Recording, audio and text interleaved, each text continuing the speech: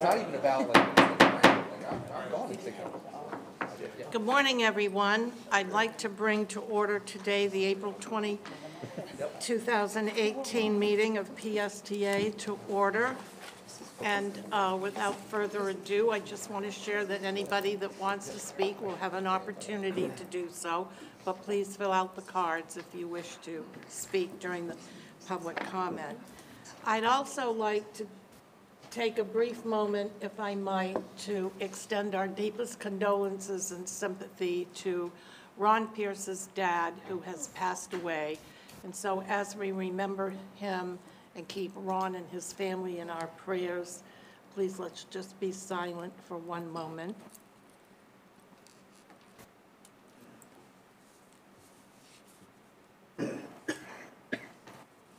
Thank you, everyone, for that.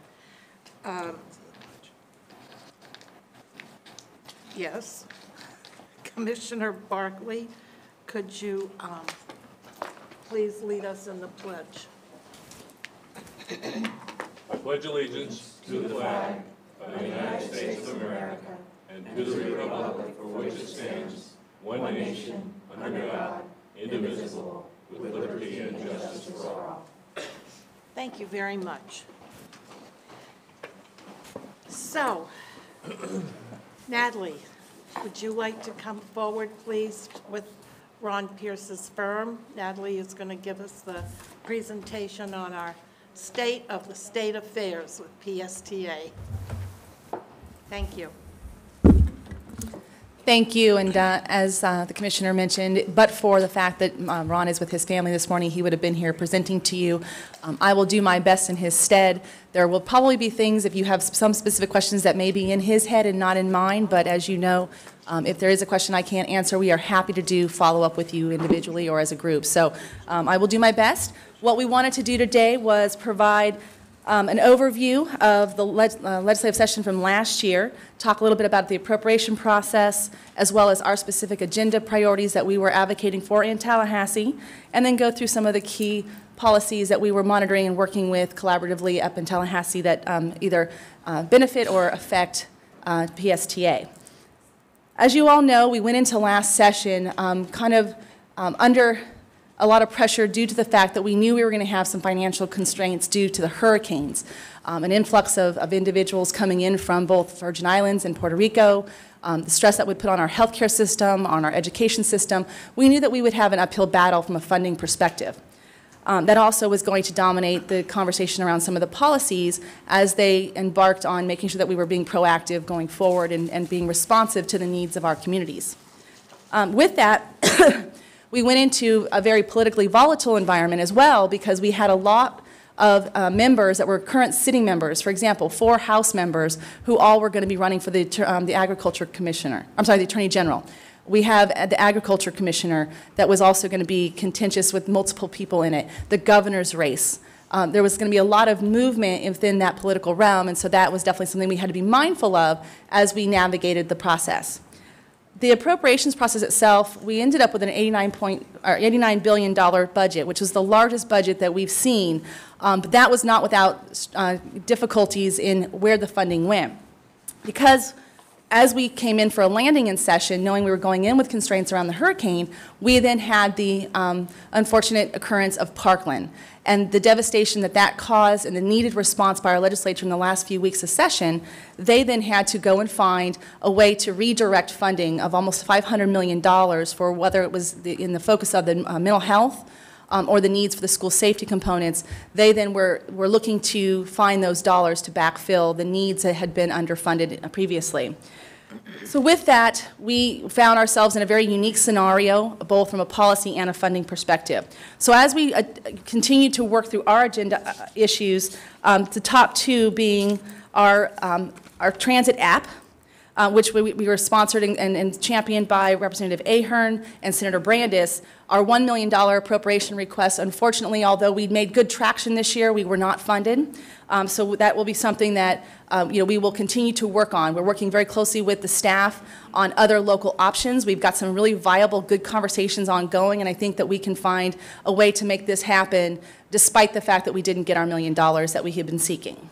We also have the secondary, our second priority was the increased urban transportation disadvantage funding. We continue every year to have this conversation, to continue to educate our members, to make sure that we're being the strongest advocates we can to bring these funding back to our communities, and to make sure that the pot is growing and is being continued to be increased. This year, as they did the year previously, they put the language and the formula in a proviso portion of the budget. The formula is stable. This is actually good for PSTA because we actually did well under the formula. And so we will have to continue, though, because by putting the language in proviso, it's only good for 1 year. So this will continue to be a conversation that we maintain up there, asking them to put the formula and the provisions in the budget in a way that it is consistent and that we can have continuity going forward versus having to fight for it every single year. So we will continue those discussions with the FDOT, with Mr. Holmes, and the rest of the members. The other issues that we were monitoring and maintaining for you guys was the T-BARDA funding. There was a bill for $1 million worth of funding, which was successful this year, and that funding is going to be split 60-40 for ops and planning. And so I know we've gone into depth on that, and Janet, that's something that you've been very, very engaged on, and we will continue to update you as that progresses and keep our finger on that pulse. The other big issue that we were monitoring because it would potentially have a benefit to PSTA was the bed tax expansion. There was a bill that opened the criteria for how the bed taxes could be spent that would include transportation, infrastructure, and projects if they would be beneficial to tourism. There were a couple of stipulations that they put in place. I won't go into full detail, but I'm happy to send that full summary to anyone who wants it. But things like having to have a supermajority from the county commission in order to enact usage of that in a transportation capacity. They require an independent study with the TDC. There's caps and limits on how much can be spent out of the complete budget on transportation and how much of the transportation can be funded with TDC dollars. So this is important to us because there is potentially a direct value proposition for us as PSTA with different operational or infrastructure projects that we will seek in the future. This may end up being a potential pot of money for us. The other opportunity that did not have success this year but might be a future success for us to support or to work and monitor is the attempt by Senator Dana Young and Representative Jamie Grant to move forward the Rail Enterprise Fund. This is about $50 million pot of money that they're trying to redirect that would come available in 2021 that would allow for certain specific appropriations. Now, Dana Young and Jamie Grant had put forth a $25 million earmark out of those dollars just for T-BARDA. And that would be available for operations and infrastructure and planning. And so that is something that we will continue to monitor because we expect that to come back next session. Those were the primary issues that we were keeping our eye on and we were active in the conversations around.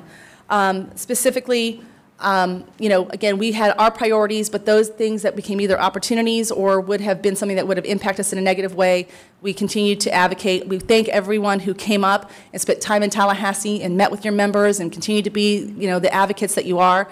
It makes all the difference in the world, and we appreciate your support. They see us all the time, and so knowing that their business community, their civic leaders, their local electeds also are, keeping an eye on what they're doing is very, very important, so we appreciate you doing that. Looking forward, we obviously are now in the down cycle, but we're in the campaign cycle. So we're all very, very busy working with the different candidates and incumbents who are looking to seek either the same office or, in many instances, higher office. There's going to be a lot of movement we anticipate this year. Again, I won't go into the details. It would literally take me all day to run through all the changes or potential changes that are out there.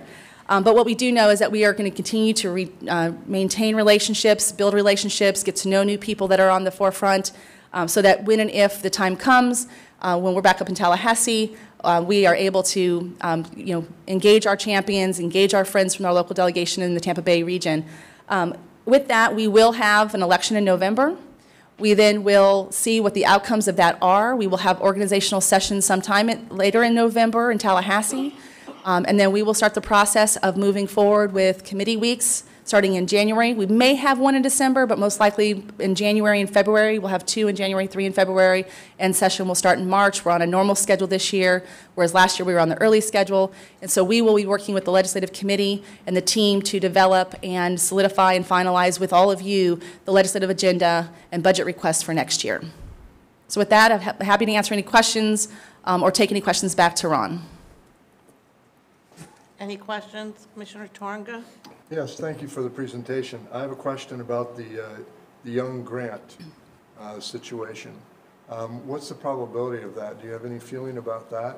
And do you mind just conveying to us how you feel that might affect us? Sure. So the intent is there's a pot of money that right now is earmarked for rail that is not going to be utilized. And so it will sunset in 2021 and be lost if it's not redirected. So I think there's motivation to get these dollars allocated and freed up for usage that they deem to be higher and better use of the dollars. There was some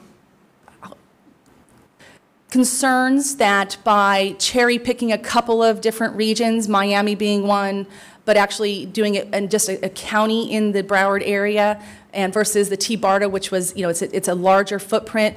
There's some details that need to be worked out and how they do specific earmarks. There was some funding that was requested by Jacksonville, by Senator Audrey Gibson. So I think that they're behind the scenes. They need to work through some of those kind of interpersonal needs and how they manage how the individual specific allocations are done. And if they can come to agreement on what the highest and best use is, I think that they very well could come to terms and agreement on getting these funds reallocated for 2021, for all of us. And I do think that no matter how it does play out, I think T-BARTA is well positioned to be at the top of the list and get some funding, whether it ends up being $25 million or another amount, because they then have to maybe take some of the money out of the $25 million to allocate to another project in order to make it viable, to get the votes that they would need and the support they would need statewide. That's yet to be determined. Thank you. But I think there's a good probability of that finding a solution. Okay. Commissioner Eggers? Yeah, thank you, Madam Chair. If you have some additional information on that TDC funding and some of the parameters that have been given, you'd mentioned the supermajority, but there's also there seemed to be some language in there about the nexus between tourism and reimbursement. Correct. So I don't know how much direction they give us in the bill, or do we have to actually prove that nexus and then do the vote? How does it work? I have specific and pretty copious details on that, so I will take, we've actually got the staff analysis as well as the actual bill language. Why don't I package that with a brief summary and send that to you guys so that you'll have it in writing? But yes, to your point, there was a very strong push that there had to be a viable, real ROI from a tourism standpoint. If those dollars were going to be allocated to infrastructure in any way, that they had to be directly to the benefit of tourism so that they didn't get basically swept away to other things that should have been funded in other programs. And Commissioner Eggers, the TDC Advisory Board in the statute is now required to do that study to ensure that the nexus is actually there. And I do believe at their next meeting in May, there'll be a workshop where they'll start to have that conversation and discuss it, as well as all of the other uses that are now allowed. Thank you. You're welcome. Thank you very much, Natalie. Thank you. If there are no further questions, I'd like us to go back in the agenda to public comment now. I was hoping our new members would be here before we started all of the official part. I know, well, sorry. Okay. First speaker up is, I have it right here. Hold on just one moment, please. Rick Ebelke. I probably didn't say that right, correct? No, the last E is silent. It's just Ebelk. Thank you for the correction. be informed of that by my dad a long time ago. Thank you. Good morning, board members. My name is Rick Ebelk. I've been a customer of PSTA, the 300X, for the last 10 years, almost going on 11 years since I got employed by Hillsborough County government. I had previously I've worked as a HR manager for the city of St. Petersburg for 17 years, for the city of Clearwater for 14 years, and worked for several years with Pinellas County government. I'm with Hillsborough County, and I rely on the 300X to commute and get to work in the morning, and to get home, of course, in the evening. The 300X is our understanding that PSTA wishes to extend the route, and it's an express bus, so there's very limited number of stops along the way, along Ulmerton from mid-Pinellas County, Park and Ride. And it takes about an hour to get from the Park and Ride to the Marion Street Transit Center in downtown Tampa in the morning. Rush hour traffic is terrible. I don't know if you folks have ever taken that ride in the morning. It's bumper to bumper, cars stopped before you get over the hump. This is on the Howard Franklin Bridge. On the other side of the Howard Franklin Bridge, there's a couple of lanes that are backed up even further that you'd need to take in order to get to Tampa International. And PSTA would like to have a bus stop at Tampa International to service tourists, perhaps even some of their employees that happen to live in Pinellas County. That's admirable. I applaud that. But at that hour of the morning in rush hour, both going to work and coming back, it's going to add at least a half hour to 45 minutes. I've driven that route during rush hour to see how long it takes. And it varied a little bit based upon traffic, but it takes a lot of time. It will extend the commute for 300X customers. My suggestion would be that you wait until you can afford to have an independent airport route that services not only mid-Pinellas, but also St. Petersburg, Clearwater, perhaps even the beaches. The 300X also doesn't run on the weekends, so you're not going to have any service to the airport at all. I've passed out a letter to the editor that I wrote about 2.5 weeks ago that they published. It makes those points, but the primary thing is the adverse effect that it's going to be on 300X customers. All of the 300X commuters on my bus have said that that's going to be unacceptable. They're going to perhaps have to try to find other transportation, driving in and so forth. Now, Mr. Miller has sort of a compromise where of the 4 morning commute runs, one of them would be spared the run up to the airport. The other 3 are going to the airport. On the way back in the evening, there are 4 runs, Mr. and only Ebeck, one of them is going to be.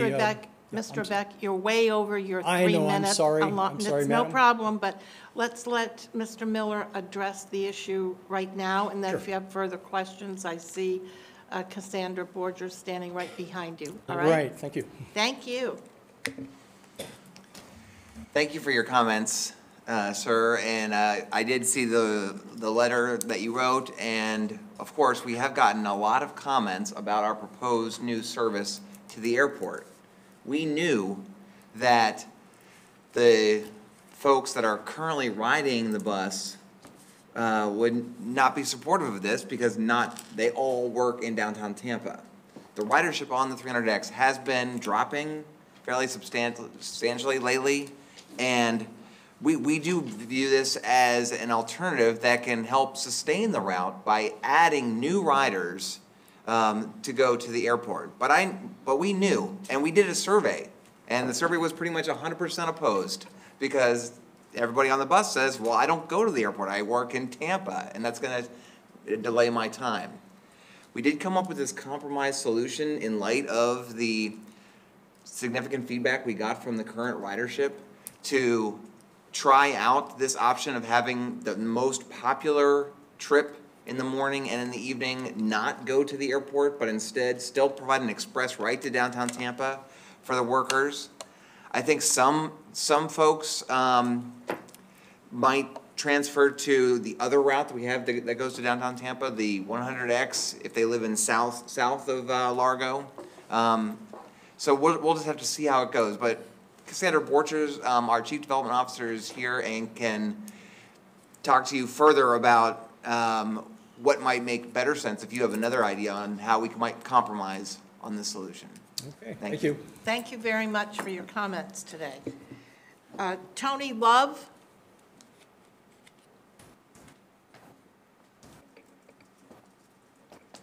Good morning. Good morning. Good morning. Thank you all for allowing me to speak here this morning. I'm Tony Love. Please state your name and address, please. Thank you.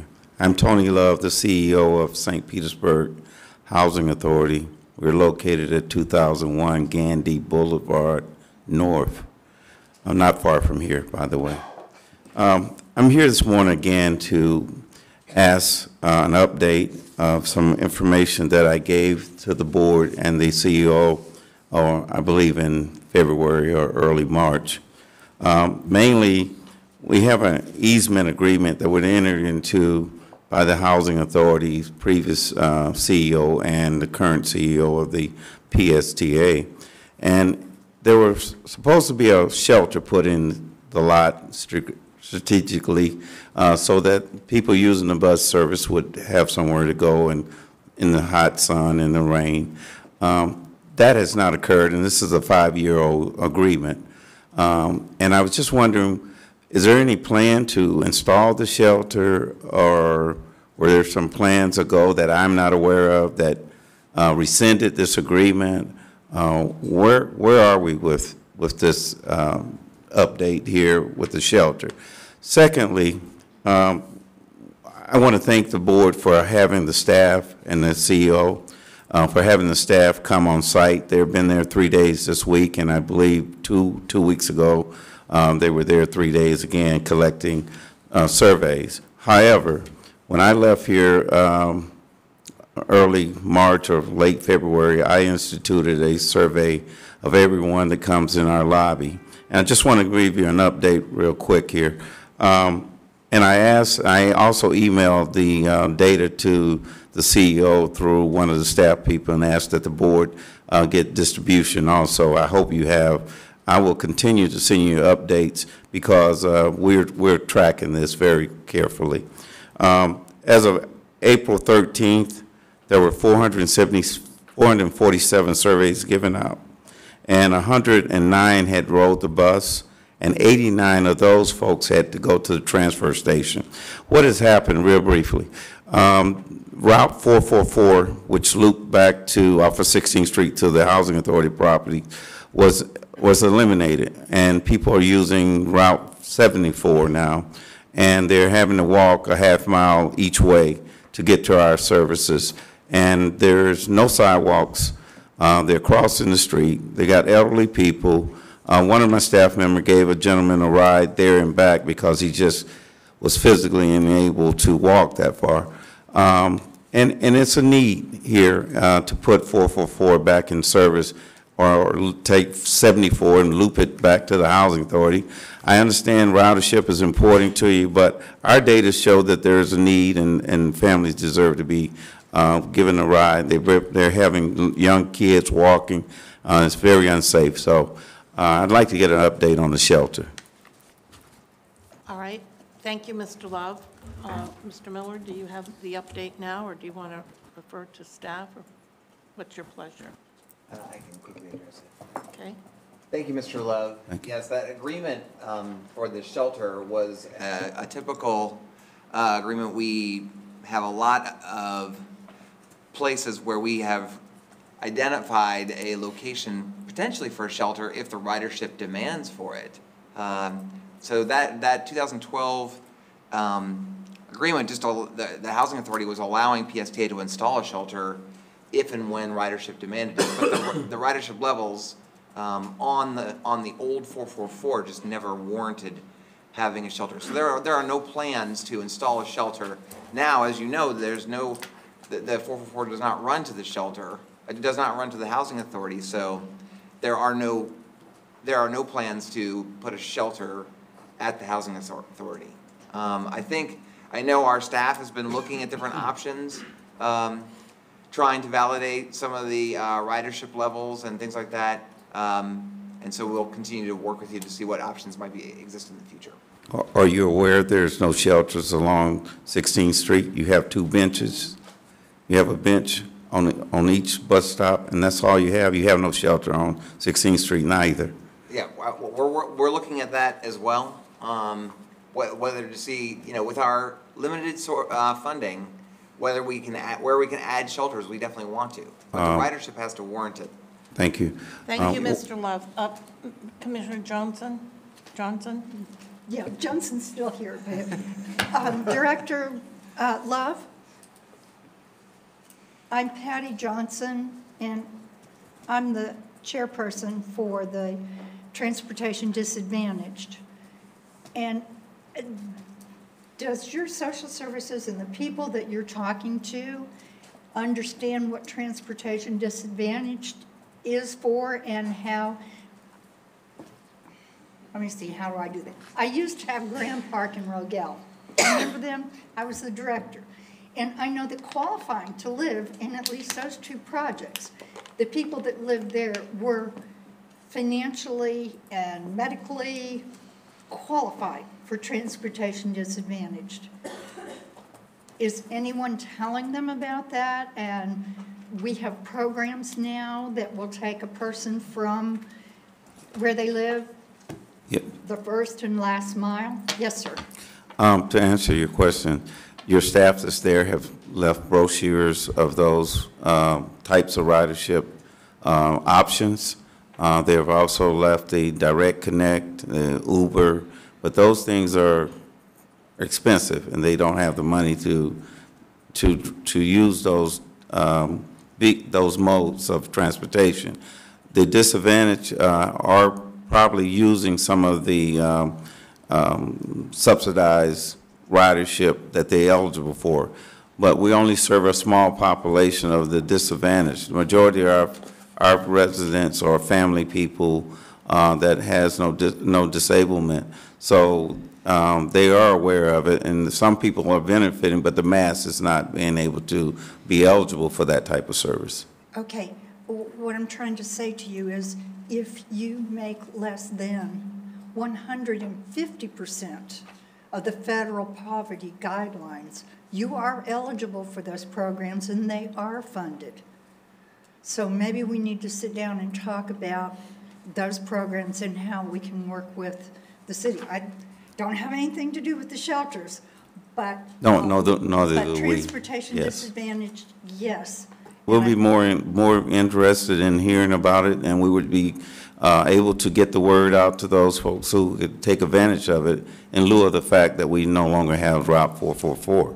Okay. Yes. We're just real excited to be able to get people that are disadvantaged economically to work and back and to groceries and so forth. So we need to sit down, we need to talk. Sure, I would be Okay. glad to hear about that. Thank you. Okay, Commissioner thank you. Rice? Yes.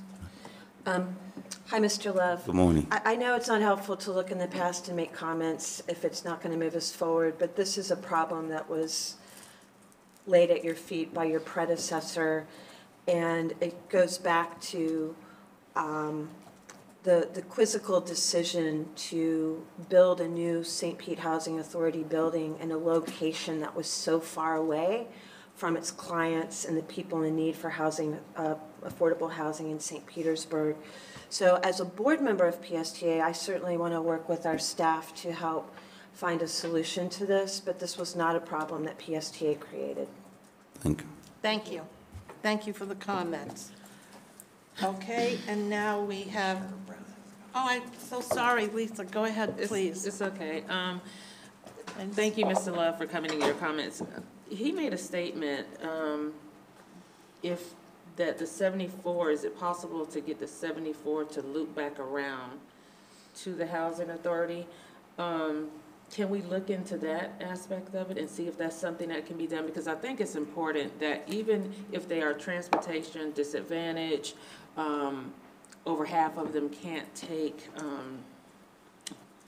can't really use it. But the fact that we have to drop people off at 16th Street and they have to walk down, I heard the story about the elderly gentleman with the cane that couldn't walk, and I know that may just be one instance or whatever, but I think that if we work with the housing authorities, become great partners, I think we can find a working way around this. And if it's maybe looping the 74 around, maybe not all day, you know, but a certain, maybe 2 or 3 times a day, you know, while they are open or whatever. So Brad, if we can look into that, I really would appreciate it, because I really want to make sure that we are trying to accommodate our most vulnerable. We can do that. All right, Thank thank you. Anybody else? Commissioner Rice, do we have more? Okay. All right, thank you very much. And now we will have Michelle Legore.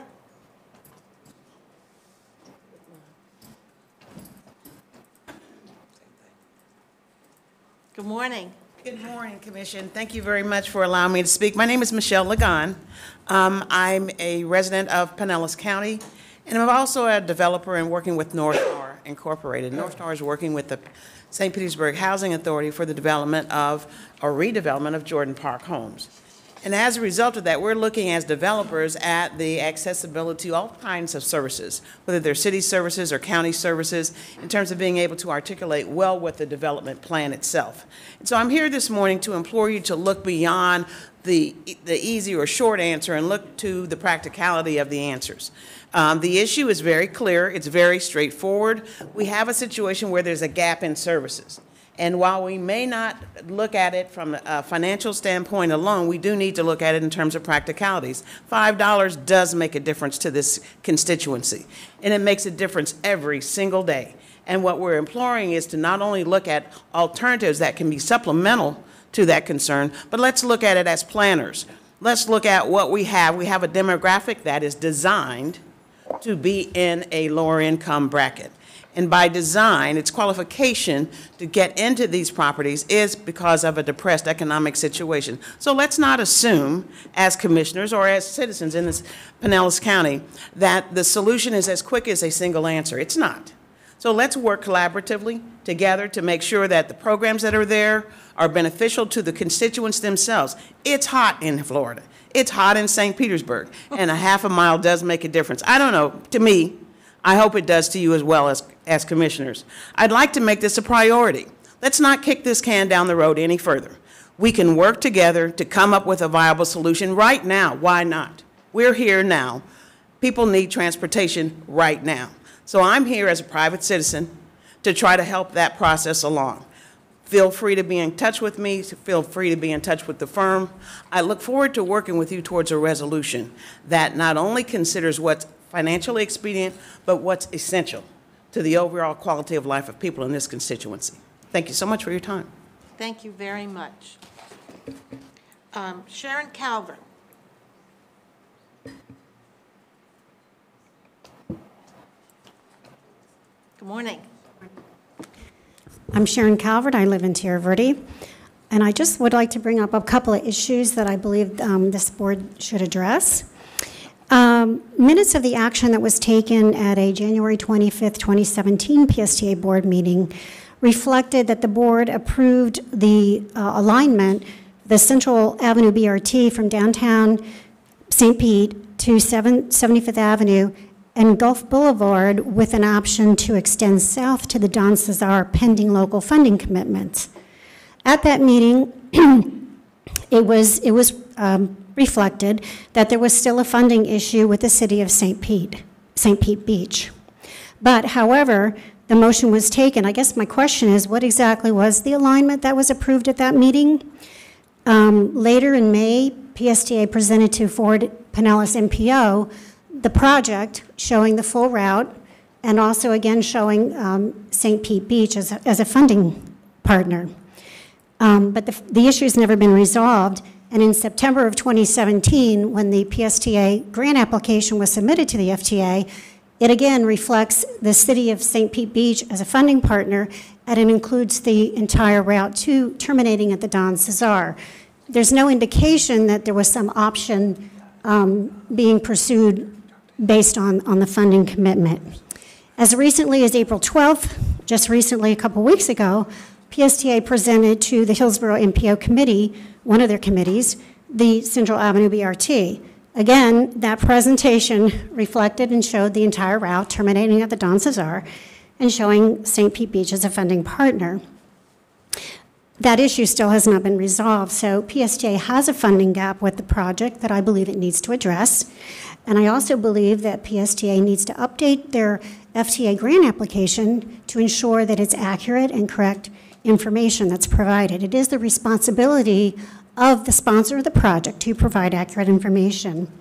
Once those issues are resolved, I believe some questions maybe should be answered on what exactly was approved at the January 25th, 2017 meeting. What was that alignment? Because what was took forward was the full route. And then how did it get into the package submitted if that was not the case? So thank you very much. Thank you. Brad, do you want to respond to that quickly, please? Yeah, thank you very much for your comments. Just to answer the question about what the locally preferred alternative that this PSTA board did adopt, we present, as members who were on the PSTA board at the time might recall, we were looking at the ridership levels and other benefits of 3 different alternatives: Madeira Beach, Treasure Island, or St. Pete Beach as the terminus for the BRT. That also was the debate and discussion about this project back in 2007, 11 years ago. Because of the development along St. Pete Beach compared to those other 2 locations, the ridership levels, regardless of whether the BRT terminated at the border of St. Pete Beach, or essentially at 75th and Gulf, or whether it was extended all the way down to the Don Cesar, either one was a better alternative than either Madeira Beach or Treasure Island. So the board at that time voted on the St. Pete Beach alternative. What we told the board at the time, what we told the Ford Pinellas board, was we were going to go ahead and do all of the analysis all the way to the Don Cesar, even though the funding had not been secured from the city, to complete the environmental analysis and to do all the technical work on the potential full alignment, so that we wouldn't have to go back and do that at a higher cost later in the future. So that's the explanation of why the FTA application and everything was done all the way to the potential ending, and frankly the issues with St. Pete Beach are still open. We've had a number of discussions with the city of St. Pete Beach, as you know, and we're going to have some further discussions this summer.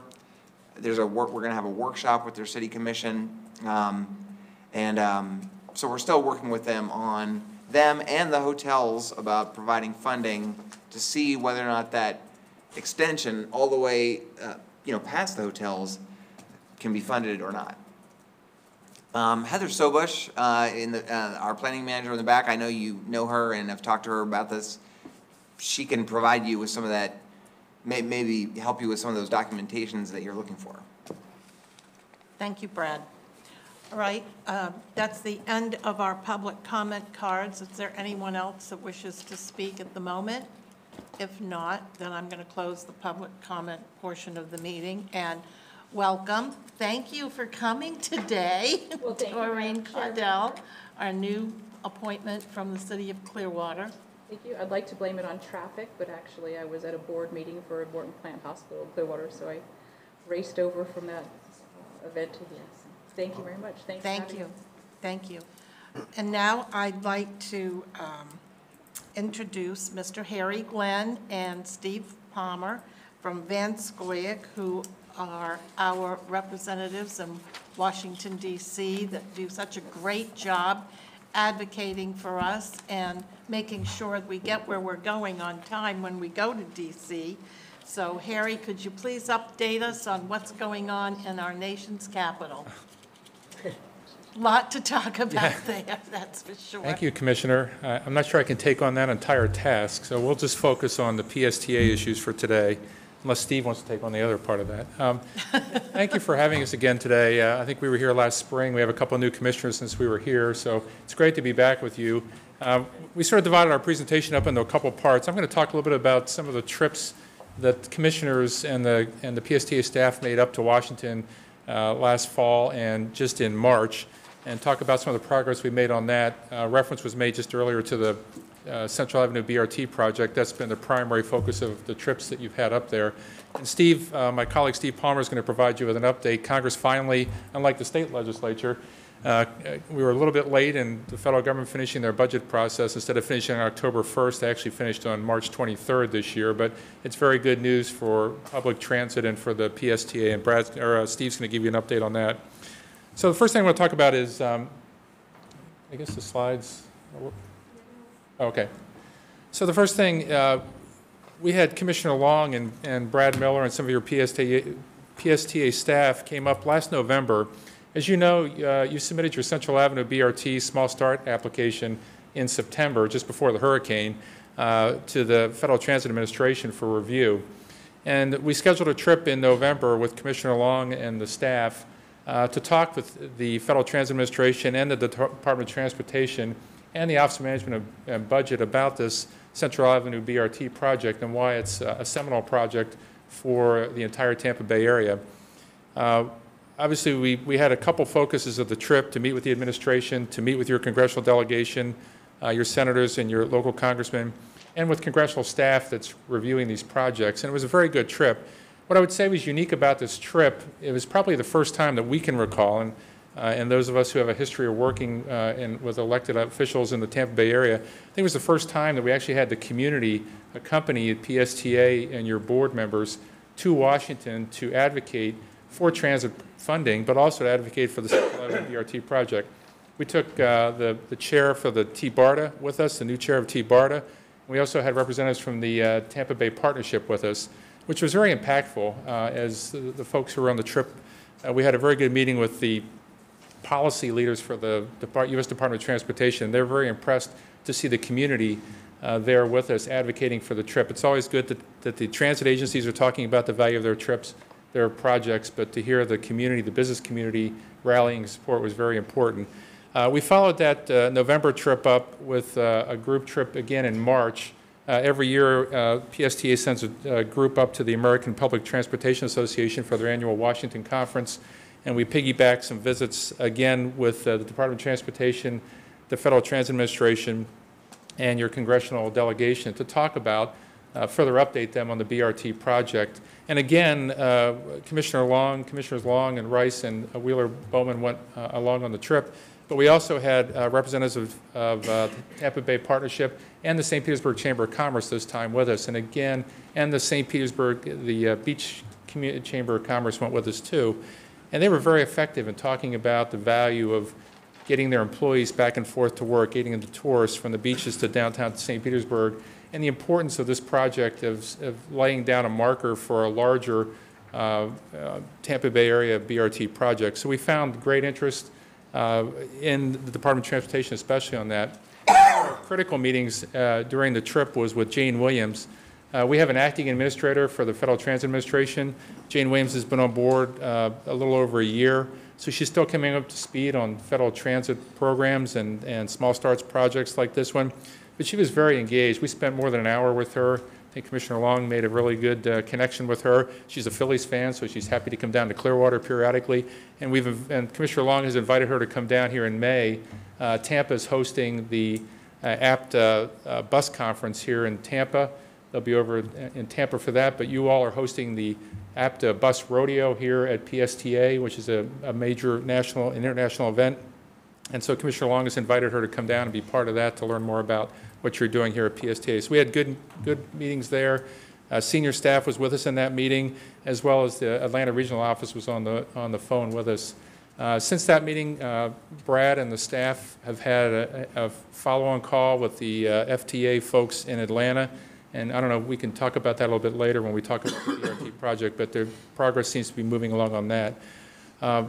critical to the advancement of that process is the funding situation. So Steve's going to talk to you a little bit about the good news that came out of Washington. There was good news in Washington. There was good news related to funding for transit programs, and Steve's going to give you an update on that and how that relates to some of your critical interests. Thank you, Harry, and Madam Chair and members of the board. Thank you for the opportunity to be here. My name is Steve Palmer. I'm here to give you a set of mind-numbing numbers so that you can be impressed at how knowledgeable we are about all of this.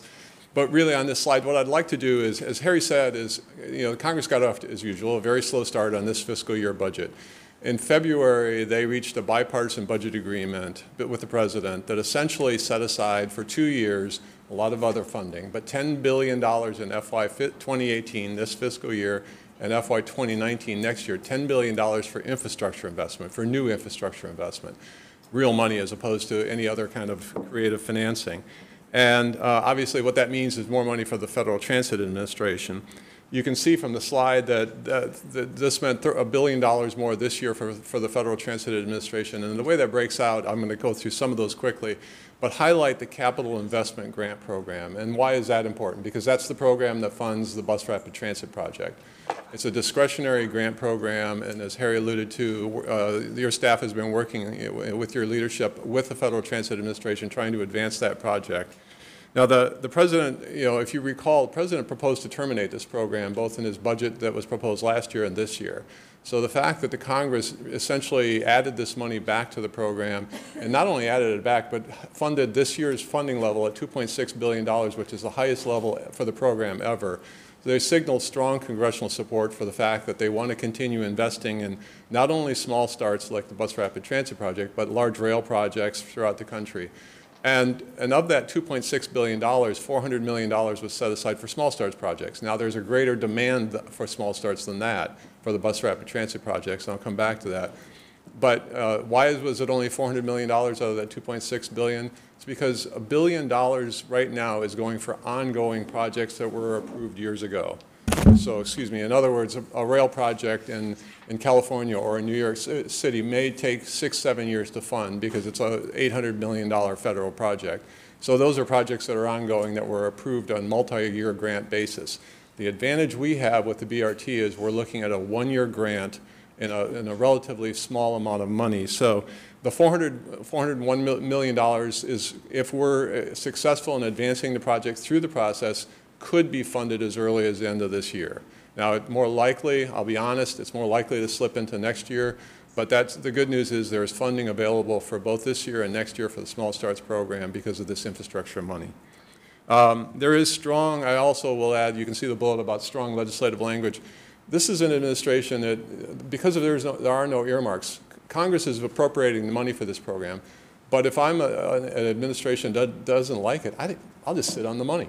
And in fact, the concern has been that the Federal Transit Administration and DOT won't advance the projects. So in other words, PSTA, other transit agencies are submitting applications to get funded for small BRT projects or for rail projects. The administration has gotten funding last year, this year, and they are not approving any multi-year grants yet. They have not yet approved a multi-year grant for a large project. They have approved some small start projects.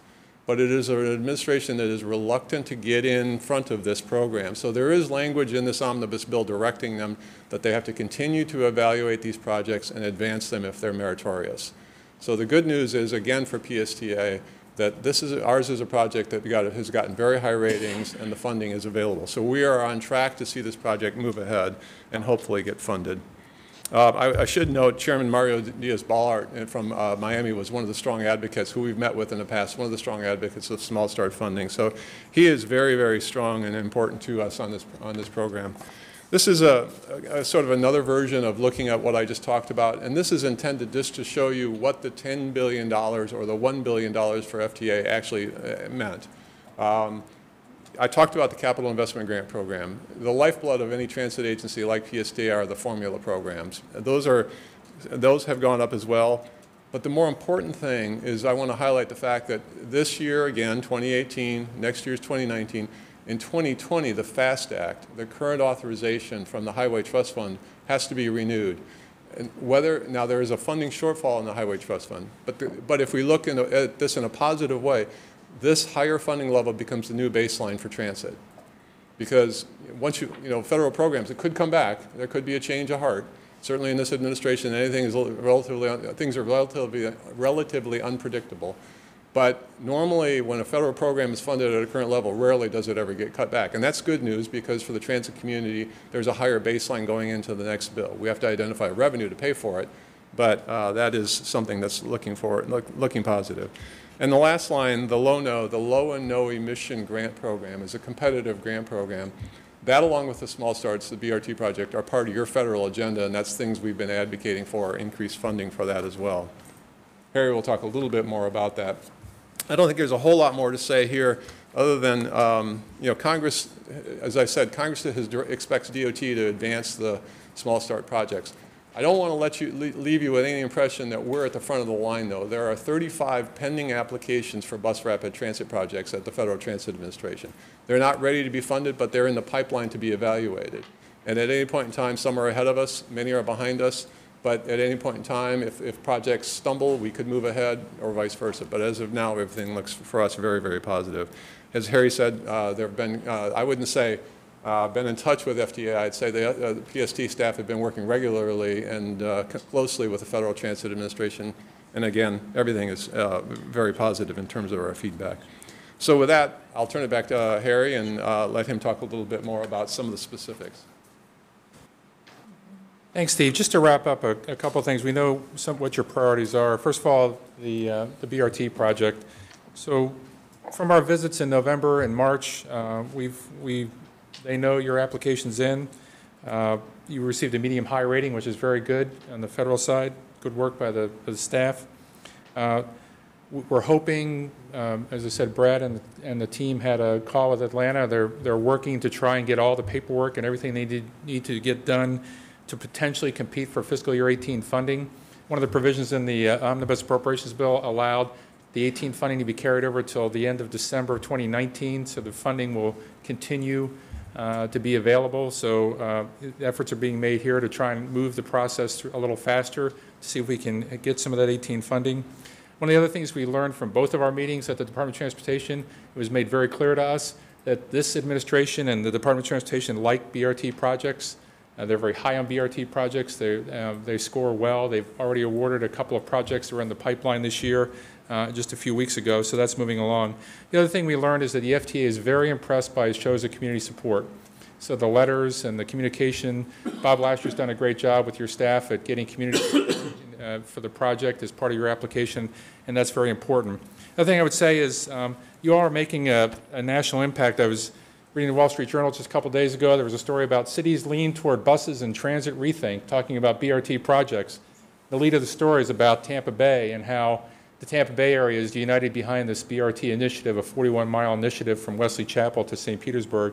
And the BRT project you all are working on is kind of the linchpin of that to start it off. So you're having a national impact in this conversation, and I think that's very important. The other thing we want to talk about is Steve alluded to the low-no emissions program. I know you have an agenda item later this morning on approving an electric bus purchase. I think that's a result of the low-no grant that you all received, $1 million last fall.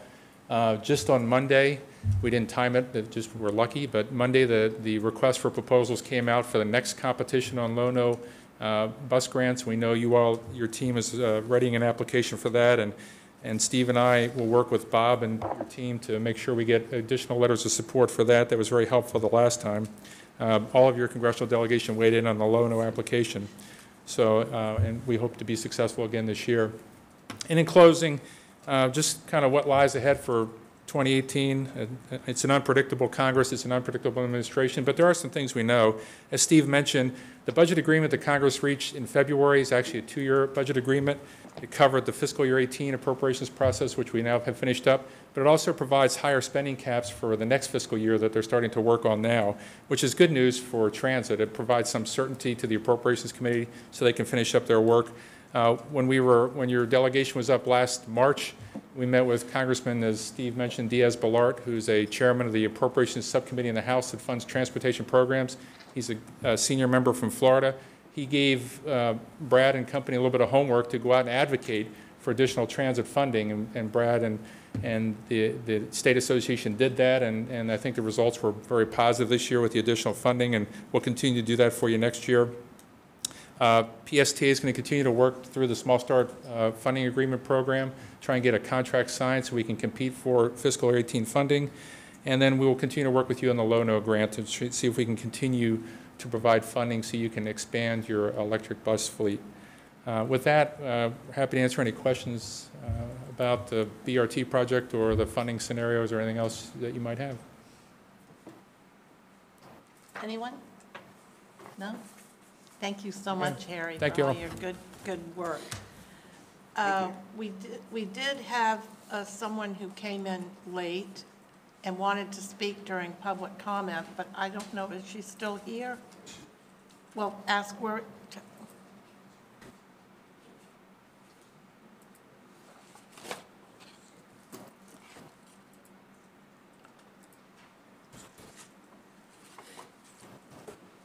Grace Thompson? Yes, good morning. Good morning. Please state your name and your address for the record.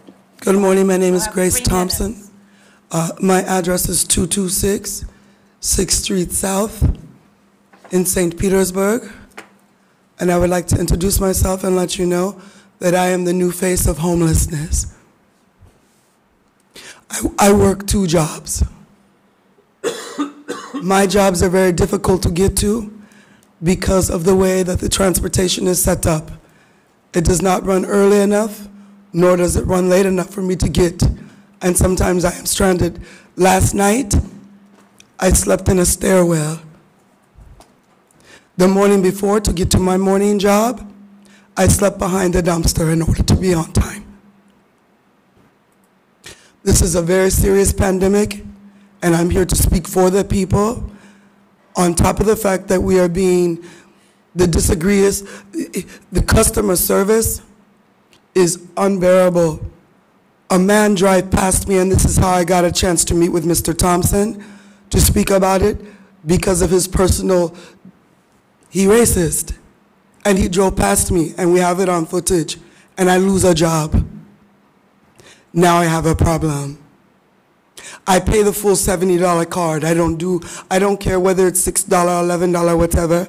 But the courtesy, the common courtesy and customer service, I would like to ask and implore, please and thank you, that you have undercover people that sit and get treated like regular customers so that you can witness for yourself the treatment that is going on with the working poor. All we want to do is get to work on time. 6 o'clock is not enough for the beach. We're getting stranded on the beach. I get stranded. I don't have nowhere. I can't, on top of the fact that I, have my own little transition issue, but if I did have a place to go to, I cannot get there. The demographic needs to be reacclimated or restudied, please and thank you, so that you can see that we get off at 10 o'clock. A bus on the weekend should not stop running at 11. Give us at least until 1 o'clock. Please and thank you. And the first bus in the morning should be at 5 because most of us have to be at work by 6. I just need the demographics to be re-examined. Please and thank you. Your working poor is struggling. And then on top of the fact that we're getting poor, like people are just so discourteous, it doesn't make any sense.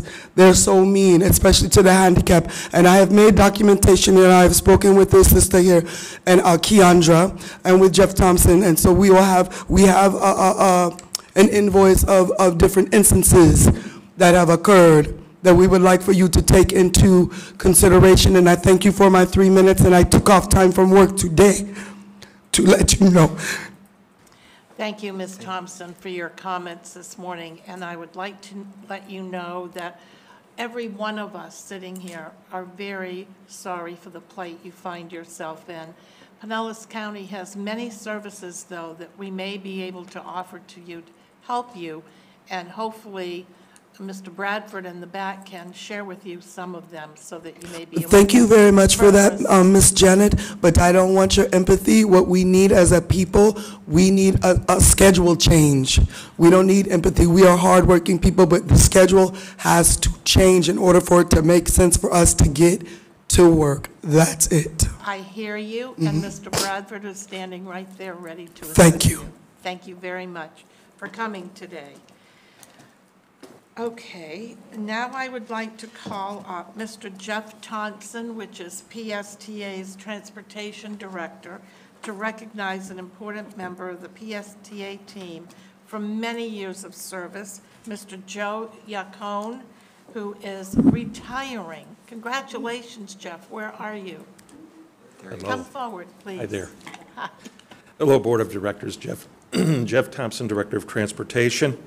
It's my pleasure this morning to honor one of PSTA's longtime employees of, as he told me, 33 years and 21 days. Who's counting? Who has been getting out of bed at 3 a.m. And he's also told me that he has seen more sunrises than a drill instructor, Mr. Joe Yacone. Joe came to PSTA from Scranton, Pennsylvania, and has lived in Pinellas County since '85. He's our senior transportation supervisor, who is on the streets of primarily northern Pinellas County, working with our operators to make our service run by assisting them with detours, investigating different accidents and incidents, and helping the riders get around in that area. Joe loves to garden. He rides a Softail Harley Davidson. And he also loves NASCAR and will be traveling, and he wants to get back to the gym when he retires to stay in shape during that period. Joe has one daughter, Gina. She lives in Raleigh, North Carolina, working at a cyberware company, and also today he has brought some family members with him to help us celebrate the achievement. Please join me in wishing Transportation Supervisor Joe Yacone the best and many happy years in his retirement. Joe.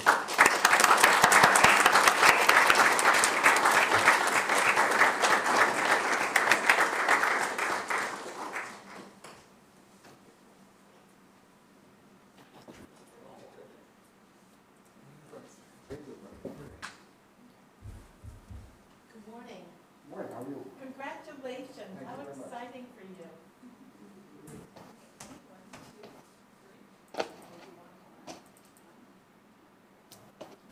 Careful on that motorcycle. Thank you, Board.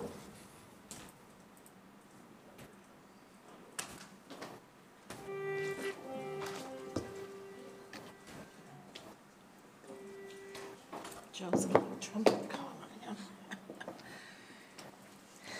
And now we'll have our committee updates. Ms. Gloria Leppett-Corrigan, please come forward. Good morning. How are you today? Good, thank you very much. Perfect, wonderful. Good morning, Chair Long, Mr. Miller, and esteemed board members. The TRAC met on April 17th, and first I'd like to thank Board Member Josh Schulman, who has come to a number of our meetings and was there that day as well.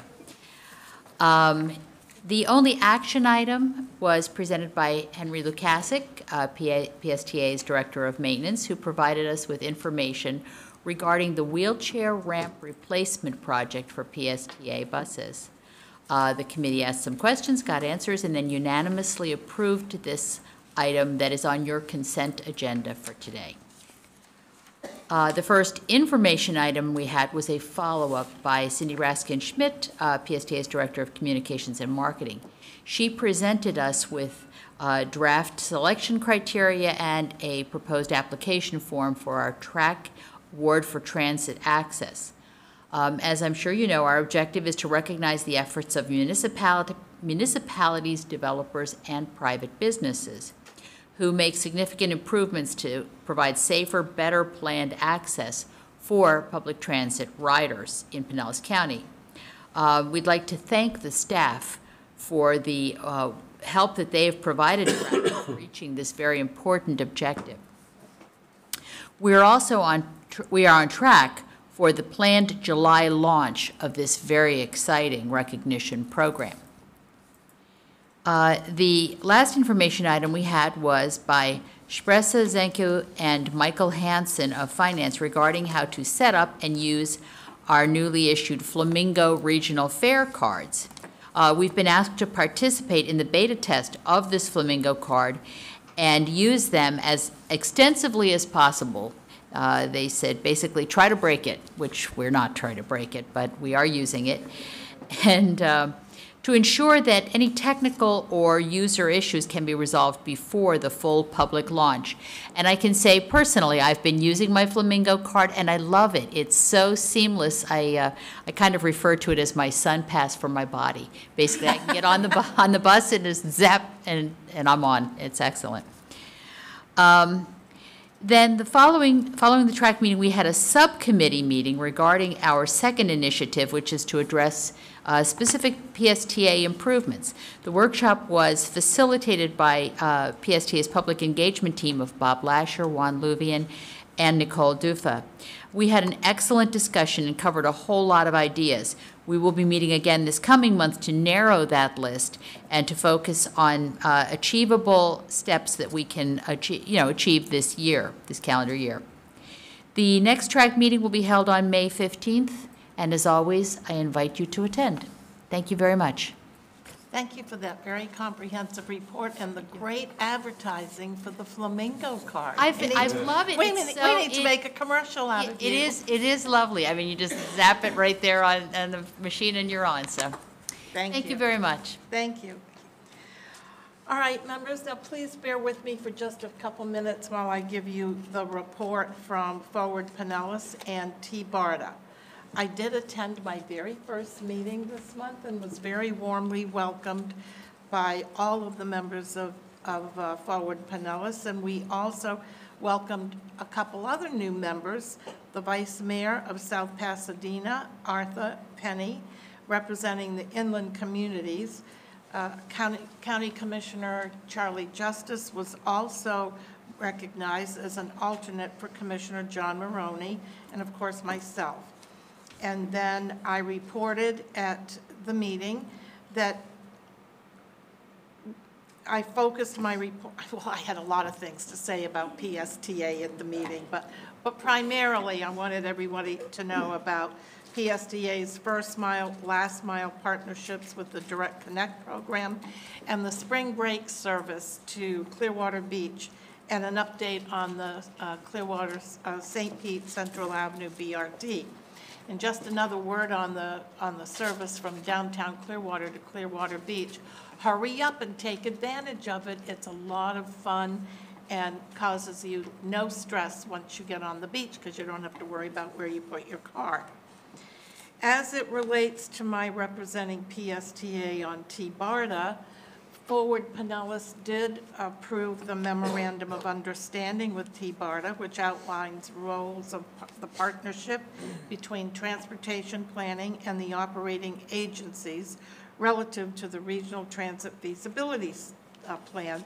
That's that 41-mile BRT new initiative that we're all working on, including transferring the implementation of the RTFP to T-BARTA. I hate these acronyms. Not everybody understands them.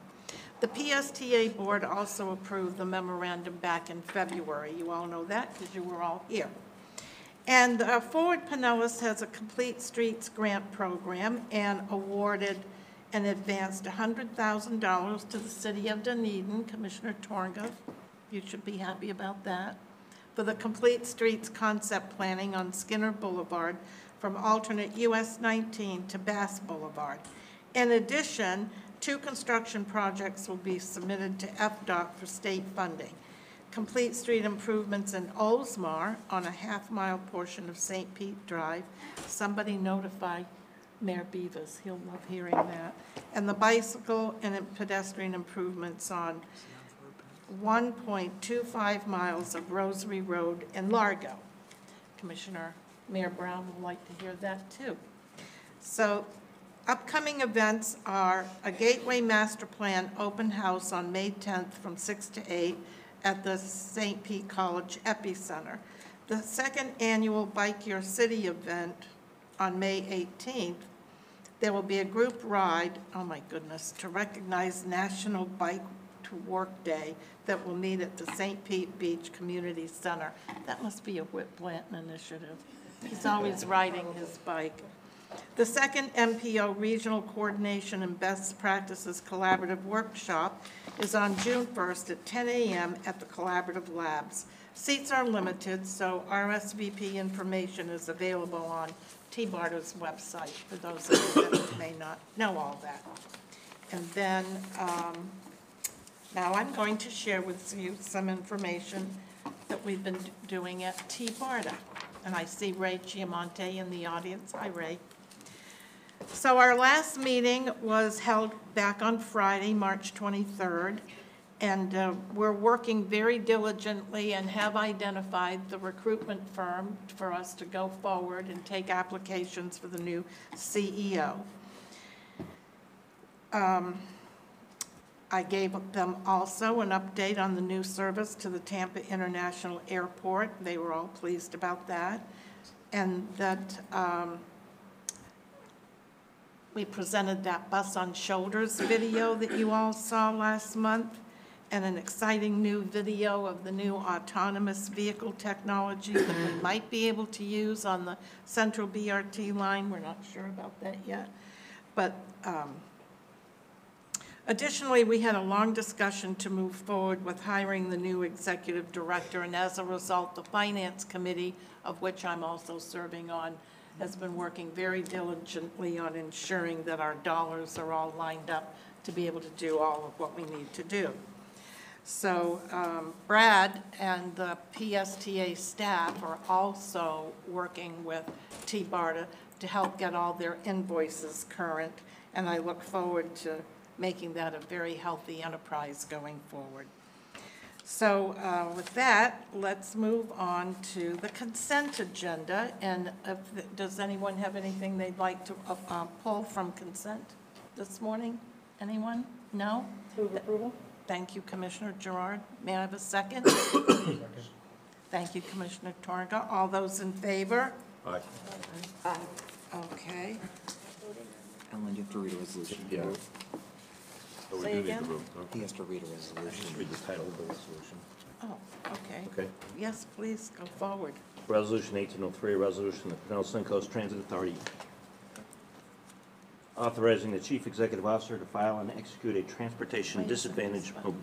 What? Your button's not on. Can you press it? There you go. Okay. Sorry. Yep. Want me to start over? That's Resolution 1803, a resolution of the Pinellas Suncoast Transit Authority authorizing the chief executive officer to file and execute a transportation disadvantage mobile enhancement grant application with the Florida Commission for the Transportation Disadvantage, authorizing the chief executive officer and other PSTA officials to execute the joint participation agreement and any amendments, and authorizing the chief executive officer to furnish additional information as the Florida Commission for the Transportation Disadvantage may require. excellent. Thank you very much. Could you please open the voting card? It's I'm sorry? open. It's open. Well, mine isn't. Oh, there it is. Okay. There we go. Thank you very much. Brings us to our action item for today, the purchase of 2 more electric buses, thanks to our successful winning of a federal low-no grant to help us with that. Harry Lukasik, sorry about that, my goodness. PSTA's maintenance director will introduce this item. Henry? Thank you. Thank you. Good morning, Board. Before we proceed forward with the action item, I'd like to take this opportunity to update the Board on the 2 buses that we have in production at BYD at this moment in time. Last Thursday, myself and other members of the maintenance staff traveled out to Lancaster, California, and toured the BYD production facility. This is about a 1 million square foot production facility. Currently, they have about 600 workers online right now, and I believe I saw about approximately 100 to 200 buses on the line at this point. So we did inspect the facility. We also saw our 2 buses. I have some photographs that we took. BYD did allow us to take photographs of our buses, which is normally not allowed, but in this case we had some special treatment. So what you see is some of our shots as our buses are going through the final assembly stages. This is the back of the bus where an engine transmission would be. In this case, since it is all electric, these are all the components for the propulsion system. And of course, this is the back of the bus. All said and done, the assembly process is going well. It is wrapping up. We expect to take delivery of these buses within the coming weeks. Since these are all electric buses, they will be transported all the way from California to Florida. So we're very excited to have that, and the trip was very worthwhile to see our buses ready. So I have a question for you. How do they get transported here? On what kind, I mean, they come by ship? Flatbed. That Oh, flatbed. traveled, yes, through, right Wow. across the entire country Wow. on a flatbed. Let's say a silent prayer that none of them have an accident. What a mess. How long is that going to take? I would expect it would take 3 to 5 days to travel. It's about 3,000 miles one way. So once those buses arrive to us, our plan is to, these buses will be deployed out in service October 1st of 2018 on the downtown circulator. In between that time from arrival to deployment, the maintenance department will be doing extensive testing and commissioning, such as range performance tests, validation of the miles equivalent per gallon, charging processes, and of course, bus performance and simulated testing. In addition to that, we have a rigorous training program lined up for both our operators and also our maintenance technicians, so that once these buses go out into service, they are ready to go and are successful. So that's our plan for the buses that are coming. And if there's no further questions, I can circle back to the action item about the buses that we'd like to order, the 2 additional buses with our successful low-no grant program. Okay, hold on one second, Henry. Are there any questions about anything that he's just said to us? I have one. Do you know where you're going to deploy these buses once they get here? Yes, I believe we have a downtown circulator route in St. Petersburg that will, and I know Sandra Borchers, if she's in, could describe a little bit more about it, but it basically... Back there. But Back there. it is a circulator route. We are working to install the en route wireless charging component. That is going to be a partnership with the City of St. Petersburg and also the University of South Florida. That will be on 6th Avenue, the corner of 6th Avenue South and 4th Street, and we're working through that. Just as an aside, we do have the infrastructure for the charging equipment here on site at our facility. We commonly refer to that as the depot chargers. We do have one installed, and as soon as these buses arrive, we will be testing those as well. Very interesting. Any questions? Nope. No. Commissioner Eggers? Yeah, I don't know if this is the right time. That's why I want to make sure I have an opportunity to ask questions later. Well, as it relates to this year's bus purchase program, there's a certain number that we've talked about needing to schedule. And this board has chosen to go in the route of hybrid electric, or hybrid diesel, and which I think, again, we're losing an opportunity to spread those dollars to more buses. Having said that, are these buses going towards that annual purchase amount, and what restrictions do the electric buses provide our fleet in general, and providing flexibility, if you will, for the different routes? For your first question, which is, are these going against, these are scheduled to be replacement buses, so they do fall into our capital improvement program. And how many is that for this year? 2, we've purchased 2 this year. We have the 2 that we'll be asking approval for under the low-no, and also the 18 hybrids that the board approved for the FY18, FY19 schedule. That's for the 2 years, the 18 and 19, there's 18 buses for replacement? Yes, sir. Maybe you could speak a little bit to the restriction of electric buses at this time, or on the flexibility of our fleet to service our customers. So in terms of the electric buses, putting the buses out on the route in service, the passengers should not see a difference. They look the same, they feel the same, they're just very much quieter. Right now, one of the deciding factors is the range of an all-electric bus. We're conservatively estimating that that bus will achieve approximately 180 miles on a single, what we call state of charge. In order to keep that bus out into service longer, the installation of en route charging, which in this case for us is wireless, will provide instances of opportunity charging so that the bus can stay out in service the full duration of the route, the day, or as long as we need it to. So to answer your question specifically in terms of flexibility, it is our belief that the electric buses can be integrated into the existing fleet and carry out the service more or less seamlessly because they look, feel, and run pretty much the same. Right now, it is the range. We're aware of the range. As battery technology improves over the years, that range will only get higher and higher till it becomes comparable with diesel equivalents or other methods of propulsion. So at this point, there's no issue really, because we're not, the number of buses that we have is not a big percentage of our total fleet. Correct. So we're able to isolate the uses. Correct. If the board approves of this action item before you today, the total number of electric buses would be 4 compared to 196 other buses. So hopefully as we develop that inline charging, as we do that, then we'll be adding more, I'm sure. So, okay, thank you for your information. All right. Anyone else? Oh, Commissioner Scott.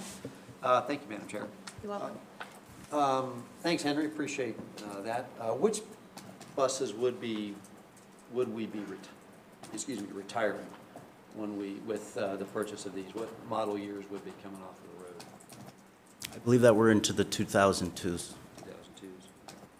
So with the 18 buses the board approved for FY 18-19, plus the 2 electric buses that were approved in 2017 that are coming, plus these 2 if approved today, I believe all of the 2001s, all of the 2002s will be retired. We'll be into the 2005 fleet. Okay, good. Thank you. And then just a comment here on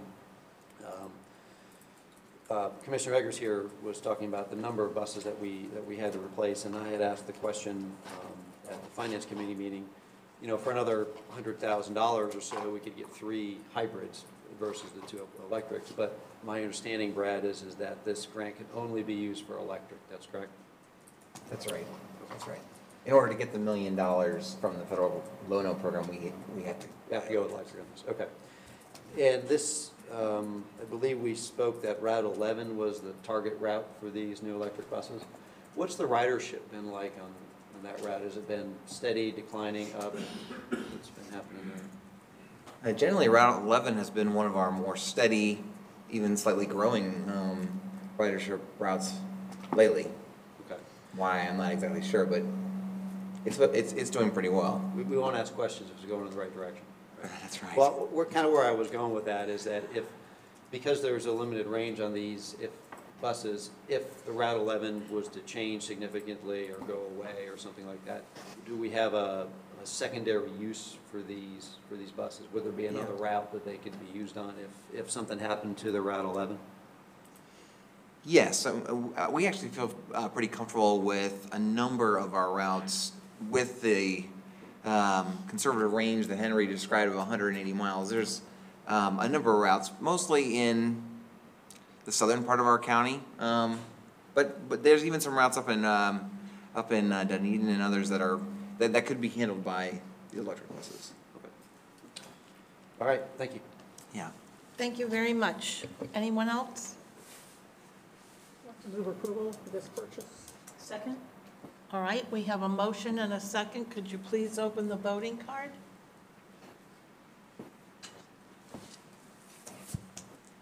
That is a unanimous approval. And Thank you. next, performance benchmarking program review. Brad?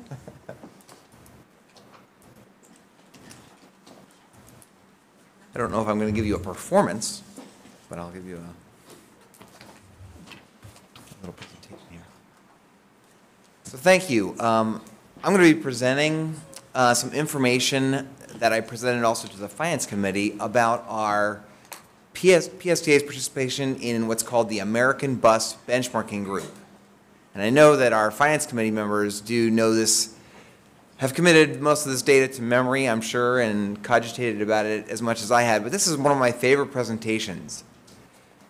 The reason I like it so much is that this benchmarking process is really how we demonstrate that PSTA is a data-driven organization, that we make decisions based on data.